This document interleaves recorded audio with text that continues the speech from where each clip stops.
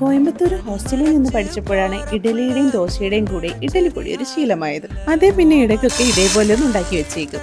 അതിനായി അടികട്ടിയുള്ള ഒരു പാത്രത്തിലോട്ട് 1 കപ്പ് ഉഴുന്നും 1/2 കപ്പ് കടലപ്പരിപ്പും കൂടെ ഇട്ട് ഒന്ന് ചൂടായി വരുമ്പോൾ 1/4 കപ്പ് പൊട്ടുകടലയും 1 ടേബിൾ സ്പൂൺ അരിയും കൂടെ ഇട്ട് നല്ലപോലെ വറുത്തെടുക്കാം. മീഡിയം ഫ്ലെയിമിലിട്ട് ഒരു ഗോൾഡൻ ബ്രൗൺ ആകുന്നവരെ നല്ലപോലെ ഒന്ന് വറുത്ത് വേറൊരു പാത്രത്തിലോട്ട് മാറ്റാം. അതേ പാത്രത്തിൽ തന്നെ 1/4 കപ്പ് എള്ളും ഒരു 10-15 കുരുമുളകും കൂടെ ഇട്ട് ലോ ഫ്ലെയിമിലിട്ട് കളർ മാറുന്നത് വരെ ഒന്ന് വറുത്തെടുക്കാം. അതും കൂടെ ചൂടാറാൻ വേണ്ടി മാറ്റിയതിന് ശേഷം ഒരു ചെറിയ കഷ്ണം കായം കൂടെ ഇതുപോലെ ചെറിയ കഷ്ണങ്ങളായിട്ട് വറുത്തെടുക്കണം. ഇതുപോലെ കായത്തിന്റെ കളർ വെള്ള കളറിലോട്ട് മാറുമ്പോഴേക്ക് നമുക്ക് പാത്രത്തിലോട്ട് മാറ്റാം. ഇനി എരിവിനായി 10-15 വറ്റൽമുളകും നല്ലൊരു ഫ്ലേവറിനായി കറിവേപ്പിലയും കൂടെ ഇട്ട് നല്ലപോലെ ഇതുപോലെ വറുത്തെടുക്കണം.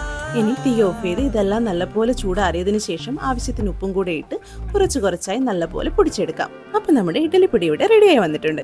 നല്ലപോലെ അടച്ചു വെച്ച 5-6 മാസം വരെ യൂസ് ചെയ്യാം കേട്ടോ.